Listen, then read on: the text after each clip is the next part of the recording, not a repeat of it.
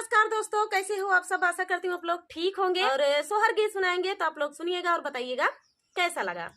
दुआरे से आवाई पियावता धाना से यारज करई, धाना से यारज करई हो। धाना उमाड़ी घुमाड़ी दैया बरसई गजबनी काला गई, गजबनी काला गई हो। धाना उमाड़ी घुमाड़ी दैवा गरजई गजबनी काला गई, गजबनी काला गई हो। आंगने करा तुली पालंगिया वो बरिया बिछावती, वो बरिया बिछावती हो। धाना आंगने करा तुली पालंगिया भीतरवा बिछावती हो, बरिया बिछावती हो। एतानी बचना सुनाई धनिया ताई मनवा मालिना भाए, मनवा मालिना भाए हो। पियावा सोनावा ना के मोरा नाई हारा, रूपावा के माड़ी लागई, रूपावा के माड़ी लागई हो।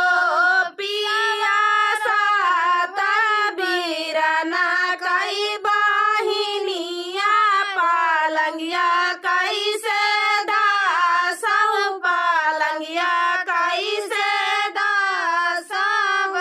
एतानी बचना सुनाई पियावा सुनायु नाही पावई, सुनायु नाही पावई हो। पिया घोड़े पीठी बाए आसवरवा तबना मासी धारई, तबना कासी धारई हो।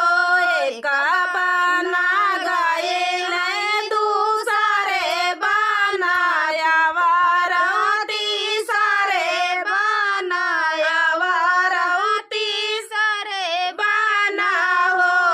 रामा पिछावा उलटी जाबा चिता मैता धनिया गोहने लागई, धनिया गोहने लागई हो। रामा पिछावा उलटी जाबा चिता मैता धनिया गोहने लागई, धनिया गोहने लागई हो। सोनावा ना के धना नाई हारा, रूपावा के वाड़ी लागई, रूपावा के वाड़ी लागई हो। धनिया साता बीराना कई बाहिनिया गोहने कैसे लागिउ, गोहने कैसे लागिउ हो। धनिया साता बीराना कई बाहिनिया गोहने कैसे लागिउ, गोहने कैसे लागिउ। आगिया लगाई ऐसन नाई हारा, माटिया के माड़ी लादा, माटिया के माड़ी लादा हो। पिया साता बीराना हारा बहावा गोहने तोरे लगबाई, गोहने तोरे लगबाई हो। पिया साता बीराना हारा बहावा से जरिया